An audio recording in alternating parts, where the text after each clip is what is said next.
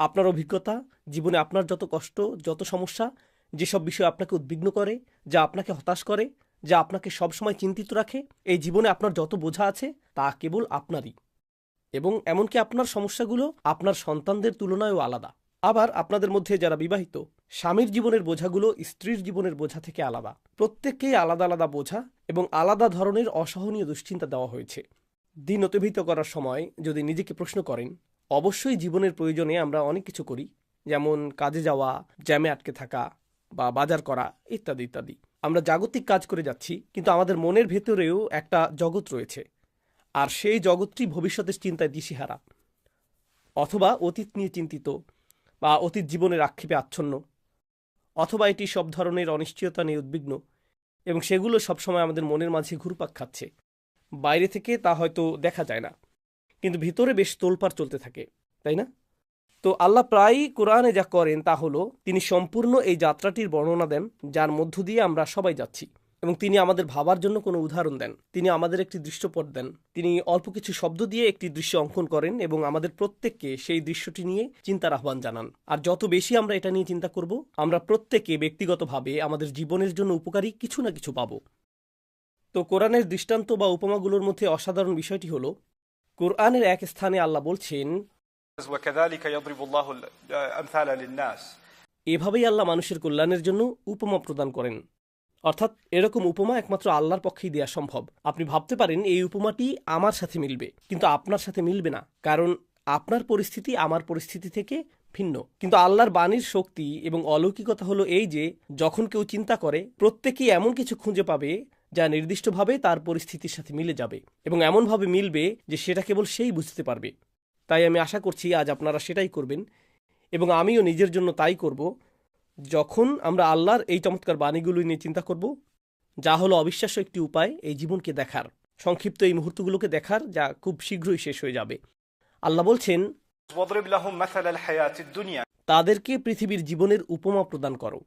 আর হায়াতুদ দুনিয়াকে পার্থিব জীবন হিসেবে সচরাচর অনুবাদ করা হয়, কিন্তু দুনিয়া শব্দটি আসলে আদনা এর মুয়ান্নাস, আফআলুত তাফদিল এর স্ত্রীলিঙ্গ রূপ, আর আরবিতে আদনা হলো সর্বনিম্ন। তাই প্রকৃতপক্ষে আক্ষরিক অর্থে যা বলা হচ্ছে তা হলো সর্বনিম্ন জীবন, এবং এটি বলার মাধ্যমে আল্লাহ বোঝাচ্ছেন যে জীবনের আরও উচ্চ থেকে উচ্চতর পর্যায়ে রয়েছে, আর আমরা আসলে সর্বনিম্ন পর্যায়ে আছি। আমাদের ভবিষ্যতে আরও ভালো এবং উত্তম কিছু আসছে। তাই এখানে একটি আশাবাদ ব্যক্ত করা হয়েছে, জীবন যত কঠিনই হোক না কেন, এর চেয়ে আর খারাপ হবে না, এখন কেবল ভালোই হতে থাকবে। আসলে বিশেষ করে একজন ইমানদারের জন্য এর অর্থ এটাই। কেউ বলতে পারে, তাহলে জাহান্নামের আগুনের কি ব্যাখ্যা, আল্লাহর শাস্তির ব্যাপারে কি ব্যাখ্যা? আসলে আল্লাহ জাহান্নামের আগুনকে জীবন হিসেবে গণ্যই করেন না। তিনি জাহান্নাম সম্পর্কে বলেছেন, লা ইয়ামুতু ফিহা ওয়ালা ইয়াহইয়া, সে সেখানে বাঁচবে না, সে সেখানে মরবেও না, সে সেখানে বাঁচবে না। আসলে এটাকে জীবন হিসেবে গণ্যই করা হয় না। এবং পরবর্তী জীবন, বিচার দিবসের পরবর্তী জীবন এবং জান্নাতের জীবন, আল্লাহ এটাকে বলেছেন, لا هي الحيوان لو كانوا يعلمون সেটাই হলো প্রকৃত জীবন, যদি তারা জানতো। তাই এই জীবনটা আসলে পূর্বাভাস, জান্নাতে যা আসছে তার একটা প্রিভিউ মাত্র। আয়াতে ফিরে যাওয়ার আগে এই বিষয়ে ছোট্ট একটা মন্তব্য করি। আল্লাহ কুরআনে জান্নাতের বর্ণনা এমনভাবে দিয়েছেন যেমনটা অন্য কোন ধর্মে পাওয়া যায় না। আর যেহেতু আমি এখানে এসেছি, খ্রিস্টানদের মর্মন সম্প্রদায়ের লাইব্রেরিতে যাওয়ার সুযোগটা আমি গ্রহণ করেছিলাম, এবং আমি তাদের কয়েকজন বয়োজ্যেষ্ঠ ব্যক্তির সাথে কথা বলেছিলাম, আর তাদের সাথে তাদের বিশ্বাস ও ধারণা সম্পর্কে কৌতূহল জাগ্রতকারী কিছু কথোপকথন হয়েছিল। আমি এটা করার চেষ্টা করি, অন্যদের দৃষ্টিকোণ বুঝতে এবং তারা কিভাবে ধর্মবিশ্বাসকে দেখে সেটা জানতে চেষ্টা করি। লক্ষ্য করলে দেখবেন, কোরআনের অনন্য একটি বৈশিষ্ট্য হলো জান্নাত সম্পর্কে যে বিস্তারিত বর্ণনা আল্লাহ দিয়েছেন তা অন্য কোনো ধর্মে পাওয়া যায় না। আপনি বাগানের মতো সাধারণ শব্দ পাবেন, ইডেন নামক উদ্যানের উল্লেখ দেখতে পাবেন, এটুকুই আপনি পাবেন। কোরআনে আল্লাহ যা বলেছেন তা হলো ফলমূল এবং لحم طير مما يشتهون পাখির মাংস। আপনি বিশেষ ধরনের চিকেন বারবিকিউর বর্ণনা পাবেন, এটা কোরআনে রয়েছে। জান্নাতে সব ধরনের পানীয় পরিবেশন করা হবে, সেখানে মনোরম সেবকরা থাকবে যারা পানীয় পরিবেশন করবে, সেখানে বন্ধুরা একসাথে বসে গল্প করবে, জীবন আগে কতটা কঠিন ছিল এবং তারা কতটা প্রতিবন্ধকতা অতিক্রম করেছে এবং পরিস্থিতি কতটা কঠিন ছিল, তারা একটি পুনর্মিলনীতে একত্রিত হয়েছে। ইমানদাররা একটা পুনর্মিলনীতে রয়েছে। বিচিত্র সব বর্ণনা, জান্নাতের অত্যন্ত প্রাণবন্ত ছবির মতো বর্ণনা দেওয়া হয়েছে, কিন্তু সেই বর্ণনার অনেক কিছুই আপনারা এমন পাবেন যা কল্পনা করা সহজ। বন্ধুরা একত্রে আড্ডা দিচ্ছে, মানুষ পানীয় উপভোগ করছে, সেবকরা পানীয় আনছে, সুন্দর গাছপালা, ঝর্ণা, গদি, কার্পেট, এই সমস্ত জিনিস আমরা এই জীবনেই পাই। এবং এর একটি কারণ আছে, যদিও রাসূল সাল্লাল্লাহু আলাইহি ওয়াসাল্লাম আমাদেরকে বলেছেন, ما لا عين رأت ولا أذن سمعت وما خطر على قلب بشر. কোনো চোখ তা দেখেনি, কোনো কান তা শুনেনি এবং কোনো অন্তর কখনো কল্পনা করতে পারেনি বেহেশতে কি অপেক্ষা করছে, জান্নাতে কি অপেক্ষা করছে। তবে আপনি যদি কোরআনে বর্ণিত জান্নাতের বর্ণনা পড়েন, মনে হয় যেন এটা কল্পনা করা খুব সহজ। খেজুর গাছ, সুরম্য অট্টালিকা, স্বামী স্ত্রী আর এরকম সব জিনিস, তাই না? তাহলে এমনটা কেন? আসলে এর কারণ হলো এই পৃথিবীকে বানানো হয়েছে পরকালের একটা প্রিভিউ হিসেবে। এটি আমাদেরকে জান্নাতের একটা আভাস প্রদান করে। মুসলিমরা এই জীবনকে অন্য ধর্মের তুলনায় ভিন্নভাবে দেখে। অন্যান্য অনেক ধর্মে এই জীবনটা আসলে একটা অভিশাপ। আমাদেরকে এখানে পাঠানো হয়েছে শাস্তি হিসেবে। কিন্তু কোরআনের বর্ণনা অনুযায়ী আমাদেরকে এখানে শাস্তি হিসেবে পাঠানো হয়নি। خلق لكم ما في الأرض جميعا جعلنا لكم فيها معايش قليلا ما تشكرون. এই পৃথিবীতে তিনি তোমাদের জন্য এমন জিনিস রেখেছেন যা দ্বারা তোমরা উত্তম জীবন সামগ্রী উপভোগ করতে পারো। তোমরা কত কম কৃতজ্ঞতা প্রকাশ করো। আপনি কাউকে কারাগারে রেখে বলেন না কৃতজ্ঞ হও। আপনি কাউকে চমৎকার স্থানে রাখেন এবং তাকে এই পৃথিবীর সৌন্দর্য অবলোকন করান, আর সেটাই তাকে কৃতজ্ঞ হতে উৎসাহিত করে। এটাই আল্লাহ সূরা রহমানে বলেছেন। তিনি বলেছেন, والحب ذو العصف والريحان فبأي آلاء ربكما تكذبان. যেমন চমৎকার এই সকল জিনিসের দিকে তাকাও যা আমি তোমাদের জন্য বানিয়েছি। বাতাসে ভেসে আসা ফসলের সেই মিষ্টি গন্ধের দিকে লক্ষ্য করো। যে শস্য জন্মে, যে ফসল ফলে, সেদিকে দৃষ্টি দাও। তোমরা আর কত অস্বীকার করবে? তোমাদের কৃতজ্ঞ হওয়া উচিত। আল্লাহ প্রকৃতপক্ষে এই পৃথিবীকে সুন্দর করে বানিয়েছেন। আপনারা যারা এখানে বাস করেন তারা খুবই ভাগ্যবান। আপনারা ইউটাহ অঙ্গরাজ্যে বসবাস করছেন, যা সুন্দর সব পাহাড় দ্বারা পরিবেষ্টিত। জ্যামে আটকে থাকলেও আপনারা আল্লাহর সৌন্দর্য অবলোকন করতে পারেন। অন্তত আপনাদের দেখার মতো কিছু আছে। আমি ডালাসে বসবাস করি, সেখানে দেখার মতো কিছুই নেই। তো একটি নিরবিচ্ছিন্ন সৌন্দর্য আমাদেরকে ঘিরে রেখেছে। উস্তাদ নোমান আলী খানের কোরআনের যে গভীর বিশ্লেষণগুলো আপনার আত্মাকে স্পর্শ করে, সেগুলো যদি এখন আপনার সংগ্রহে থাকতো তবে কেমন হতো? NAK বাংলা টিম উস্তাদের সেই জগৎ কাঁপানো বিশ্লেষণগুলো বাংলায় বই আকারে নিয়ে এসেছে আপনার জন্য। প্রশান্তির খোঁজে, আমি ও আমার রব, কিংবা উপমার শৈল্পিকতায় মুগ্ধময় কোরআন। আমাদের প্রতিটি বই এখন পাঠকপ্রিয়। আলহামদুলিল্লাহ। আপনার কপিটি সংগ্রহ করতে ও প্রকাশিতব্য বইগুলোর আপডেট পেতে ভিডিওর ডেসক্রিপশন চেক করুন অথবা যোগাযোগ করুন বুকিশ পাবলিশারে। শুধু শুনবেন কেন, উস্তাদের কোরআনের সুগভীর প্রজ্ঞার কাজগুলো আরও বিস্তারিতভাবে পড়ুন। বইগুলো হোক আপনার আত্মিক প্রশান্তির সঙ্গী। যাই হোক, আয়াতটিতে ফিরে আসি।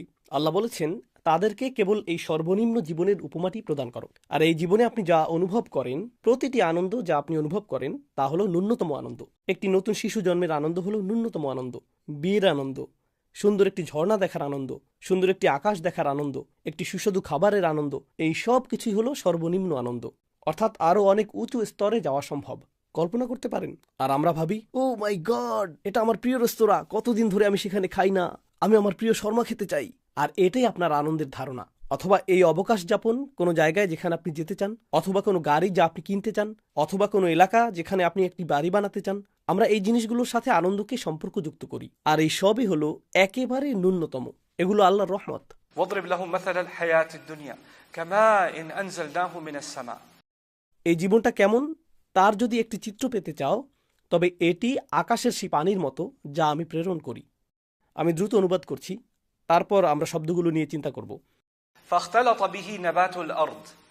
তারপর সেই পানি, এর ফলে পৃথিবীর শস্যদানা এবং মাটির সকল উপাদান, কোনো কিছু যা জন্মাতে পারে তাকে বলা হয় নাবাত। ঘাসকে বলা যেতে পারে নাবাত, গাছকে বলা যেতে পারে নাবাত, ফলকে বলা যেতে পারে, ফুলকে বলা যেতে পারে নাবাত। নাবাত শব্দটি দিয়ে সকল উদ্ভিদকে বোঝায়, সকল সবুজ, সব গাছপালাকে আপনি নাবাত বলতে পারেন। তো পানি পৃথিবীর এই সমস্ত পুষ্টি উপাদানের সাথে মিশে যায়। فاختلط به نبات الأرض. আর অবশ্যই যখন আকাশ থেকে বৃষ্টি নেমে আসে, যার কথা আল্লাহ বলছেন, এবং পৃথিবী সবুজ হয়ে ওঠে, ফুল ফোটে, ঘাস জন্মায়, গাছ বড় হয়, খামার গড়ে ওঠে, সব কিছু বেড়ে ওঠে, তখন আপনি ভাবতে পারেন আল্লাহ হয়তো এরপর বলবেন এটা কতটা সুন্দর হয়ে ওঠে, কতটা রঙিন হয়ে ওঠে। তিনি কোরআনের অন্যান্য স্থানে এভাবে বলেছেন, কিন্তু এখানে তিনি অন্য কিছু বলেছেন। তিনি বলেছেন, فأصبح هشيما تذروه الرياح. তারপর সেই একই ফসল যা বেড়ে ওঠে। তিনি এমনকি ফসলের কথা সরাসরি উল্লেখ করেননি, তিনি বলেছেন এটা মাটির সাথে মিশে যায়, আর অবশেষে হাসিমে পরিণত হয়। আর আরবিতে হাসিম হলো المحطم. এটা এমন কিছু যা শুকিয়ে গেছে, যাতে কোনো আর্দ্রতা নেই এবং সহজেই ভেঙে যায় আর পায়ে পিষ্ট হয়। মূলত তিনি যা বর্ণনা করেছেন তা হলো শুকনো পাতা। শুকনো পাতা আর ডালপালা যা গাছ থেকে ঝরে পড়ে, অথবা মৃত ঘাস যার উপর পাড়া দিলে মচমচে শব্দ হয় এবং এটা একদমই মূল্যহীন, আর বাতাস এটাকে উড়িয়ে নিয়ে যায় এবং ধুলো আর পুষ্পরেণুর মতো সমস্যা মানুষের মাঝে অ্যালার্জি তৈরি করে। এই সব কিছুই আসে মাটি থেকে, ছিন্ন পাতা থেকে, আর সেই সব খড়কুটা থেকে যা মাটিতে ছড়িয়ে থাকে। তাই তিনি এখন বর্ণনা করছেন এই জীবন শুরু হয় আকাশ থেকে আসা পানি দিয়ে, আর তারপর অবশেষে এটি শুধুই ছিন্ন পাতায় পরিণত হয় যা মানুষ মারিয়ে যায়, এমনকি তারা টেরও পায় না। আপনি যদি দামি কিছুর উপর পাড়া দিতেন, যদি আপনি আপনার নতুন ফোনের উপর পা দিতেন, আপনার অবস্থা হতো কর্মরের শব্দটা কানে আসা মাত্রই আপনি কিন্তু দেহের সম্পূর্ণ ভর এর উপর দিতেন না। কিন্তু পাতার উপর পা দেওয়ার সময় আপনি দুবার ভাবেন না, নুড়ি পাথরের উপর পা দেওয়ার সময়ও আপনি দুবার ভাবেন না। এটা মূল্যহীন, তাই না? এগুলো চারদিকে উঠছে, যদি চারদিকে টাকা উঠতো আপনার তো হার্ট অ্যাটাক হয়ে যেত। কিন্তু যদি পাতা ওড়ে আপনি এটা নিয়ে দুবার ভাববেন না। এসব জিনিস একদমই মূল্যহীন। এই কারণেই কোরআনে যেসব জিনিস বাতাসে ওড়ে সেগুলোকে মূল্যহীন ধরা হয়, যেমন হাবা। আর কোরআনের অন্যান্য উপমায় যখন কোনো কিছু বাতাসে ওড়ে সেগুলোকে আসলে ওজনহীন এবং মূল্যহীন মনে করা হয়। বিচার দিবসের অন্যতম ভয়াবহ একটি বর্ণনা হলো কিছু মানুষের আমলগুলোকে ধুলো বা ছাইয়ের মতো ছড়িয়ে ছিটিয়ে দেওয়া হবে। فجعلناه هباء منثورا. আল্লাহ বলেছেন আমরা আল্লাহর কাছে আশ্রয় চাই যেন বিচার দিবসে আমাদের আমলগুলো বিক্ষিপ্ত ধুলোয় পরিণত না হয় এবং ওজনহীন হয়ে না যায়। তবে যাই হোক, অসাধারণ এই উপমাটিতে ফিরে আসছি। কিভাবে আমি এই উপমা থেকে উপকৃত হতে পারি? শুধু এটা বলা ছাড়া যে আল্লাহ জীবন দিয়েছেন আর তারপর আমরা মারা যাব। গাছ বেড়ে ওঠে আর তারপর গাছটি মারা যায়। চমৎকার। এখন তাহলে কি? কিন্তু যদি আপনি একটু গভীরভাবে দেখেন এবং বিশেষ করে এই আয়াতের শেষ অংশটি নিয়ে চিন্তা করেন, وكان الله على كل شيء مقتدرا. আল্লাহ সব কিছুর উপর পূর্ণ নিয়ন্ত্রণের অধিকারী। আর আল্লাহর নিয়ন্ত্রণে বোঝাতে কোরআনে আপনি তিনটি ভিন্ন শব্দ খুঁজে পাবেন। আপনি পাবেন কদির, আপনি পাবেন কদির, আর এখানে আপনি পাবেন যা আসলে এক অর্থে সিগাতুল মুবালাগা, যা এসেছে ইক্তাদারা থেকে। এটা হলো মুক্তাদির। আর যেভাবে এর অনুবাদ করা হয় তা হলো সক্রিয়ভাবে নিয়ন্ত্রণে থাকা। আল্লাহ সক্রিয়ভাবে নিয়ন্ত্রণে আছেন এবং তিনি সবকিছুর ওপর অত্যন্ত প্রবলভাবে নিয়ন্ত্রণের অধিকারী। এই কথাটাই আল্লাহ সবশেষে বলেছেন। এখন চলুন ফিরে যাই এই জীবন সম্পর্কে। প্রথম যে বিষয়টি নিয়ে আল্লাহ আমাদের মাঝে ভাবনা সৃষ্টি করতে চেয়েছেন তা হলো তিনি আকাশ থেকে পানি প্রেরণ করেন যা মাটির সাথে মিশে যায়। সুতরাং আকাশের সাথে কিছু একটা ঘটছে এবং মাটির সাথেও কিছু একটা ঘটছে। প্রতিটি ফল যা আপনি খান, মাংসের প্রতিটি টুকরা যা আপনি এবং আমি খাই, প্রতিটি গাছপালা যা আপনি এবং আমি দেখি, সবই আকাশ থেকে আসা পানির ফল। জানেন আকাশ থেকে আরো কি আসে? আকাশ থেকে আসে আল্লাহর পক্ষ থেকে রিজিক, আল্লাহর পক্ষ থেকে আদেশ, আল্লাহর পক্ষ থেকে হেদায়েত। আল্লাহ আমাদেরকে উদ্দেশ্যপূর্ণ যা কিছু দেন তার সব কিছুই আকাশ থেকে আসে। ফেরেশতারা একটি মিশন নিয়ে আকাশ থেকে আসেন। যেসব ফেরেশতারা পৃথিবীতে আছেন তারা আকাশে গিয়ে সেখানে রিপোর্ট করেন এবং তারা আকাশ থেকে ফিরে আসেন। লাইলাতুল কদরে ফেরেশতারা অবতরণ করেন। তানাজ্জালুল মালাইকাতু ওয়ার রূহু ফিহা, তাই না? যখন আল্লাহ আকাশ থেকে কিছু পাঠান এর একটা উদ্দেশ্য থাকে, এটা একটা মিশন নিয়ে আসে। আর তাই এটা একজন ইমানদারের জন্য যা করে তা হলো গাছের প্রতিটি পাতাই আল্লাহর আদেশের বহিঃপ্রকাশ। প্রতিটি ফল, প্রতিটি কমলার ভেতরে থাকা পানি আকাশ থেকে এসেছে, আল্লাহর আদেশে এসেছে। আর আকাশ থেকে যখনই কিছু আসে তার একটা উদ্দেশ্য থাকতেই হবে। এভাবে সবকিছুই উদ্দেশ্যপূর্ণ হয়ে ওঠে। আর আমি যা কিছু দেখি তার সবকিছুই আকাশ থেকে নাজিলকৃত আল্লাহর আদেশের সাথে সম্পর্কিত। সবকিছুই। এটা সমস্ত জীবনের প্রতি আমার দৃষ্টিভঙ্গি পরিবর্তন করে দেয়। আমি কোনো পাখিকে আর আগের মতো দেখি না, আমি কোনো খাবারকেই আর আগের মতো দেখি না, আমি কোনো গাছকেও আর আগের মতো দেখি না। এগুলো সবই এক একটা ফলাফল। এগুলোর মাঝে মিশে আছে সেই পানি যা আকাশ থেকে এসেছিল। আর আকাশ থেকে যে পানি আসে তা আসলে আল্লাহর আদেশ। আর এটা লক্ষণীয় যে কুরআন আকাশ থেকে আসা পানিকে আকাশ থেকে আসা ওহীর সাথে তুলনা করেছে। আপনি এটা জানেন? উদাহরণস্বরূপ সূরা হাদিদে আল্লাহ এমন লোকদের কথা বলেছেন যারা ওহীর সাথে সম্পর্ক হারিয়ে ফেলেছিল এবং তাদের অন্তর কঠিন হয়ে গিয়েছিল। আর ঠিক পরের আয়াতেই তিনি বলছেন, اعلموا أن الله يحيي الأرض بعد موتها. জেনে রেখো আল্লাহ ভূমিকে তার মৃত্যুর পর জীবিত করেন। আপনার অন্তর আল্লাহর বাণীর ছোঁয়ায় পুনরায় জীবিত হতে পারে, ঠিক যেমন বৃষ্টি ঘাসকে পুনরায় জীবিত করে। এটাই এখানে বলা হয়েছে। এখন আপনার এবং আমার সাথে এর সম্পর্ক কি? আসুন এই প্রসঙ্গে ফিরে যাই। আপনাদের সবার আলাদা আলাদা সংকট রয়েছে, আপনাদের প্রত্যেকের জীবনে আলাদা আলাদা নাটক চলছে। আর আমি যখন নাটকের কথা বললাম, আপনাদের কেউ কেউ পাশের জনের দিকে এমনভাবে তাকালেন যেন এই তো সেই নাটক। আমি মাত্রই এর সাথে গাড়িতে করে জুমার নামাজে এলাম। কিন্তু সিরিয়াসলি বলতে গেলে, আমরা যেই সংগ্রামের মধ্য দিয়েই যাই না কেন, এই জীবনে আমরা যেই অভিজ্ঞতার মধ্য দিয়েই যাই না কেন, আমাদের প্রথমে বুঝতে হবে যে এর কিছুই ঘটতো না যদি আল্লাহর হুকুম না থাকতো। এবং নিশ্চয়ই কোনো উদ্দেশ্য ছিল, নিশ্চয়ই কোনো কারণ ছিল যার জন্য এটা ঘটেছিল। আর আমরা যা কিছুর মধ্য দিয়ে যাচ্ছি, ইমাম কুরতুবী এ ব্যাপারে চমৎকার একটা মন্তব্য করেছেন। কেন আল্লাহ পানির উপর এত বেশি মনোযোগ দিতে উৎসাহিত করলেন? কারণ পানি এক জায়গায় স্থির থাকে না, পানি অন্যান্য জিনিসের সাথে মিশে যায়, পানি ক্রমাগত প্রবাহিত হয় এবং পরিবর্তিত হয়। আর আপনি যদি পানিকে একই জায়গায় আটকে রাখতে চান, তা নষ্ট হয়ে যায়। তাই আল্লাহ এই জীবনটাকে এমনভাবে সাজিয়েছেন যেন তা ক্রমাগত পরিবর্তনের মধ্য দিয়ে যায়। আপনাদের মধ্যে যারা নিজেদের ঘরবাড়ি থেকে উৎখাত হয়েছেন এবং আপনারা বিভিন্ন স্থানে আছেন, আর আপনারা বলেন, আমি আমার গ্রাম মিস করি, আমি আমার বাড়ি মিস করি, কেন আমি ফিরে যেতে পারছি না, কেন আমি এটা করতে পারছি না, কেন আমি সেই পুরনো চাকরিটা ফেরত পাচ্ছি না, কেন আমাদের এই এলাকায় চলে আসতে হলো, কেন আমাকে এটা করতে হলো, শুধুই কেন কেন আর কেন। আমি পরিবর্তন ঘৃণা করি, আমি পরিবর্তন ঘৃণা করি। আল্লাহ বলছেন এই জীবনটাকে পরিবর্তন দ্বারা পূর্ণ করা হয়েছে। আপনি কোনো কিছুই অপরিবর্তনীয় রাখতে পারবেন না। কোনো কিছু যার মাঝে আল্লাহর আদেশ এসেছে, যেমন ফলের ভেতরে থাকা পানি, আপনি যদি সেই ফলটির দিকে তাকান, ধীরে ধীরে এর কি হচ্ছে, এটা তার পানি হারাচ্ছে এবং এটা শুকিয়ে যাচ্ছে, আর অবশেষে এটা মারা যাবে, তাই না? নিঃশেষ হয়ে যাবে। তাই এই জীবনে আমরা যে অভিজ্ঞতাগুলোর সম্মুখীন হই, এই জীবনে আমাদের ভালো যা কিছু আছে তা ক্ষণস্থায়ী, আর এই জীবনে আমাদের খারাপ যা কিছু আছে তাও ক্ষণস্থায়ী। কঠিন বিষয়গুলো সাময়িক, আর এইসব কিছুই আল্লাহর হুকুম। তাহলে যদি এইসবই ক্ষণস্থায়ী হয়, তবে কোনটা স্থায়ী? যদি সবকিছুই নিঃশেষ হয়ে যায়, ভালো শেষ হয়ে যাবে, খারাপও শেষ হয়ে যাবে, আজ যেটাকে আপনি বিশাল সমস্যা ভাবছেন, কাল আপনি পেছনে ফিরে তাকাবেন আর ভাববেন, হায় আল্লাহ, আমি ওটাকে বিশাল সমস্যা ভাবতাম, এখন এটা একটা বিশাল সমস্যা। আর আগের সমস্যাই তো ভালো ছিল, কারণ ওটা এখন গত হয়েছে আর আপনার সামনে নতুন কিছু এসে হাজির হয়েছে। কিন্তু মানুষ ভুলে যায় যে এর সব কিছুর শুরুটা হলো পানি। আল্লাহ প্রথম অংশে কিসের উল্লেখ করেছেন? পানির উল্লেখ করেছেন। আর শেষের অংশে তিনি কিসের উল্লেখ করেছেন? পুরোপুরি শুকিয়ে যাওয়া, তাই না? পানির অভাব। তো বুঝতে পারছেন এর মাঝখানে কিছু একটা আছে, মাঝখানে আছে সজীবতা, আছে জীবনের ভালো জিনিসগুলো, এতে রয়েছে জীবনের চড়াই উতরাই, এতে রয়েছে জীবনের পরিবর্তনগুলো। কিন্তু জানেন, সেসব সামলানো সহজ হয়ে যায় যখন আপনি ভাবেন আর উপলব্ধি করেন আপনি আর আমিও ছিলাম শুধুই এক ফোঁটা পানি, আমরা শুধু এটুকুই ছিলাম, আর অবশেষে আমরা মাটির নিচে গুরুত্বহীন হয়ে যাব। এটাই শুরু এবং শেষ। আর বাকি যা কিছু আমরা অনুভব করছি তা শুধুই মাঝখানের বিষয়। এটা শুধুই মাঝখানের একটা পর্ব, অথবা মাঝখানের অনেকগুলো পর্বের সমষ্টি। সেগুলো একসময় কেটে যাবে, সেগুলো চলে যাবে। এই অভিজ্ঞতাগুলো আসবে এবং যাবে, কোনো কিছু স্থায়ী নয়। আমাদের কারো কারো ক্ষেত্রে কি ঘটে? এখানে বসে থাকা কারোর সাথে খারাপ কিছু ঘটে গেল, আর প্রতিদিন সে এটা নিয়ে ভাবছে, প্রতিদিন সে তার মাথায় এটা নিয়ে পর্যালোচনা করছে, আর সে প্রতিদিন এটা নিয়ে দুঃখ পাচ্ছে, সে প্রতিদিন এটা নিয়ে কথা বলছে, এবং সে অন্যদেরকে প্রতিদিন এটা মনে করিয়ে দিচ্ছে। সে এতেই আটকে আছে, বারবার বারবার বারবার। এটা অস্থিরতা। আল্লাহ জীবনটাকে এভাবে দেখতে চান না। আপনি কঠিন অভিজ্ঞতার শিকার হয়েছেন, হ্যাঁ, কেউ তা অস্বীকার করছে না, কিন্তু সময় এসেছে আজকের দিনটাকে গ্রহণ করার এবং গতকালের মধ্যে বাস না করার। আপনাকে এগিয়ে যেতে হবে, নতুবা আপনি নিজেকে অপচয় করছেন। কারণ যদি আপনি এটাকে একই রকম রেখে সংরক্ষণ করতে চান, কোনো কিছুই সংরক্ষিত থাকবে না। আপনি যতই চান ফুলটি চিরকাল বেঁচে থাকুক, ফুলটি শুকিয়ে যাবেই। কিন্তু গাছে মরে যাওয়া ওই ফুলগুলোর ক্ষেত্রে অবিশ্বাস্য বিষয়টা কি জানেন? যখনই একটা শুকিয়ে যায়, পরের মৌসুমে আরেকটি ফুলের জন্ম হয়। আর এই প্রকৃতি দিয়েই আল্লাহ সকল জিনিসকে সৃষ্টি করেছেন। কোনো সমস্যা দেখা দিলে বা আপনার কাছ থেকে কিছু কেড়ে নেওয়া হলে আল্লাহ সেটা অন্য কিছু দিয়ে প্রতিস্থাপন করেন।